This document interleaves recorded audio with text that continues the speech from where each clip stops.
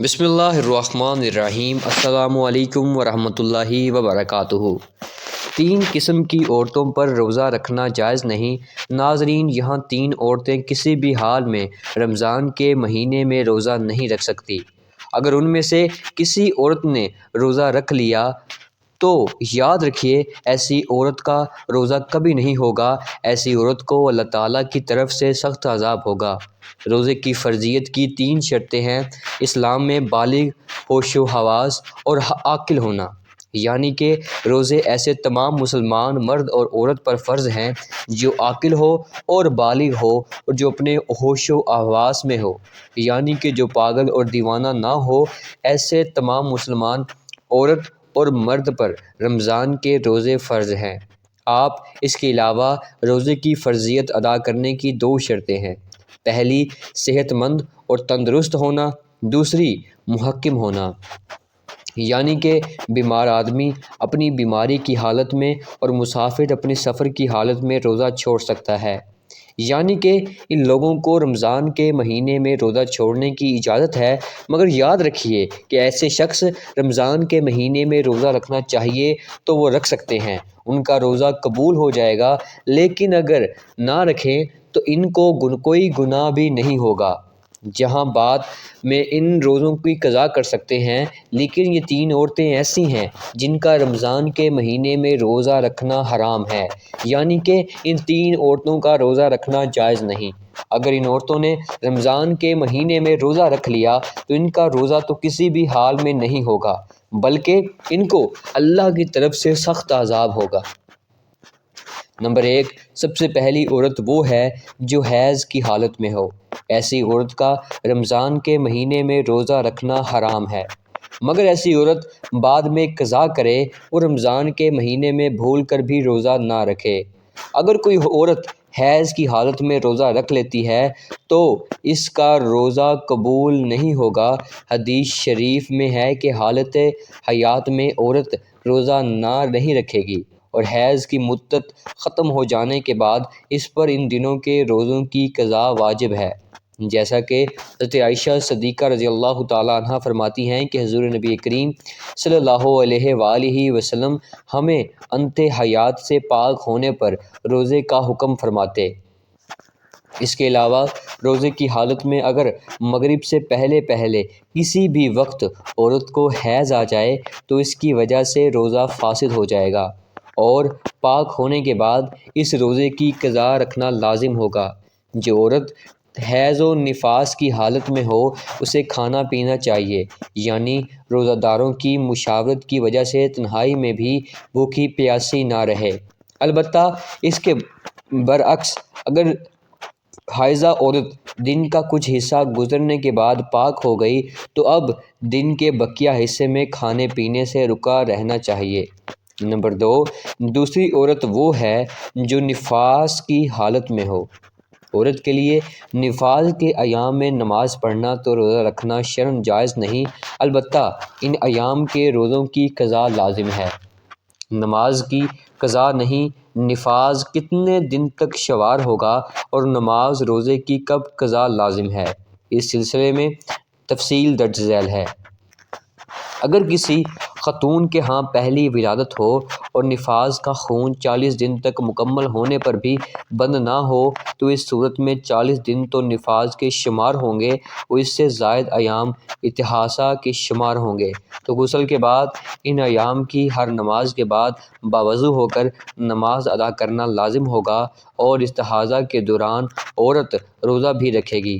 اور اگر نفاس کا خون 40 دن سے بڑھ جائے اور اس عورت کے ہاں پہلے بھی بچے کی ولادت ہوئی تو اس صورت میں اس سے پہلے بچے کی پیدائش کے موقع پر جتنے دن خون آنے کی عادت ہے اتنے دن کا خون نفاس شمار ہوگا اور باقی بیماری کا خون شمار ہوگا۔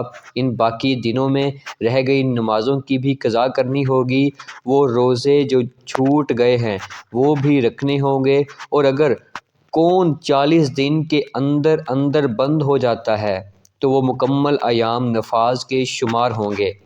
ان دنوں میں روزہ نہیں رکھے گی اور نماز بھی ادا نہیں کرے گی، تاہم روزے کے بعد میں قضا کرنی ہوگی۔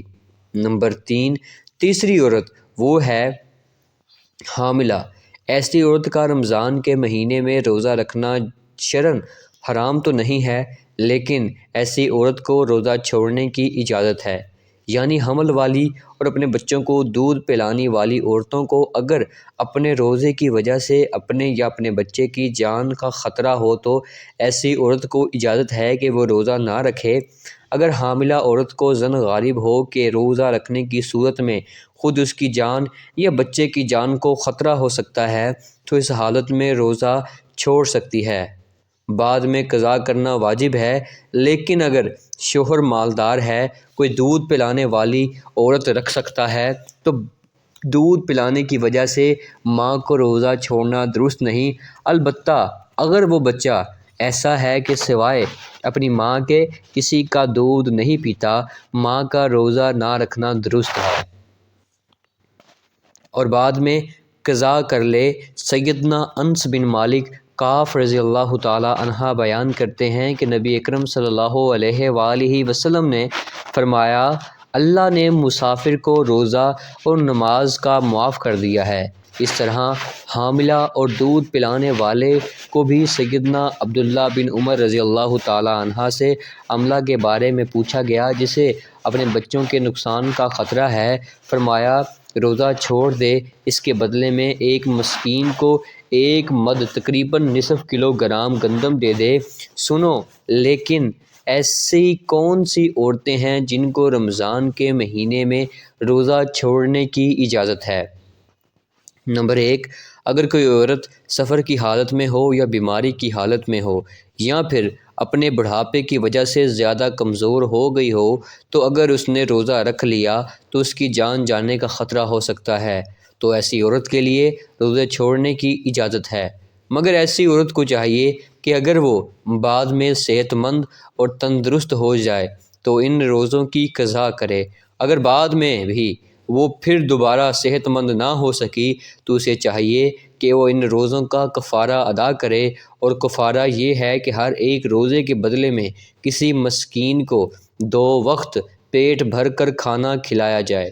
نمبر 2، اگر کسی عورت کو روزے کی حالت میں سانپ نے ڈس لیا ہو، اس کی جان جانے کا خطرہ بن گیا ہو، تو ایسی عورت کو بھی حکم ہے کہ وہ اپنے اس روزے کو توڑ سکتی ہے۔ اس کو کوئی گناہ نہیں ہوگا، لیکن بعد میں جب صحیح ہو جائے تو اس روزے کی قضا کرے۔ نمبر 3، عورت حیض سے پورے 10 دن 10 رات میں فارغ ہو گئی، تب اس کو چاہیے کہ وہ اگلے دن کا روزہ رکھ لے، اور اگر کم دنوں میں پاک ہو گئی اور اگر صبح ہونے میں اتنا وقت باقی ہے کہ اس کے پاس نہا دھو کر تھوڑا وقت بچے گا تو اس کو چاہیے کہ وہ روزہ رکھ لے۔ دین اسلام نے دنیا کے ہر خطے میں رہنے والے عاقل، بالغ اور مسلمان مرد و عورت پر ماہ رمضان کے روزے فرض کیے ہیں۔ قرآن حکیم میں ارشاد ہوتا ہے کہ رمضان کا مہینہ وہ ہے جس میں قرآن اتارا گیا، جو لوگوں کے لیے ہدایت ہے اور جس میں رہنمائی کرنے والی اور حق و باطل میں امتحان کرنے والی وعدہ نشانیاں ہیں۔ بس تم میں سے جو کوئی اس مہینے کو پا لے تو وہ اس کے روزے ضرور رکھے۔ فرض کی عدم ادائیگی قابل تعدیل ہے، لیکن اسلام چونکہ بطور دین ذہن و عمل ہے، اس لیے اس میں جبر نہیں، جیسا کہ قرآن حکیم میں ارشاد باری تعالیٰ ہے، دین میں کوئی زبردستی نہیں۔ اس کے لیے سفر، بیماری اور خواتین کو حالت حمل وغیرہ میں روزہ رکھنے کی رعایت دی گئی ہے۔ اگر ان حالتوں میں روزہ نہ رکھا جائے تو ان کے ختم ہونے کی مدت کے بعد رمضان کے چھوڑے گئے روزوں کی قضا کرنا ضروری ہے۔ اللہ پاک ہمیں بہتر عمل کرنے کی توفیق عطا فرمائے اور ہمیں نیکوکاروں میں شامل کرے، آمین یا رب العالمین۔ تو ناظرین کرام، یہ تھی ہماری آج کی ویڈیو۔ اگر ویڈیو اچھی لگی ہو تو چینل کو سبسکرائب ضرور کر دیجیے گا۔ اپنے ہوسٹ عدنان صفدر کو دیجیے اجازت، ملتے ہیں اگلی ویڈیو میں، تب تک کے لیے اللہ حافظ۔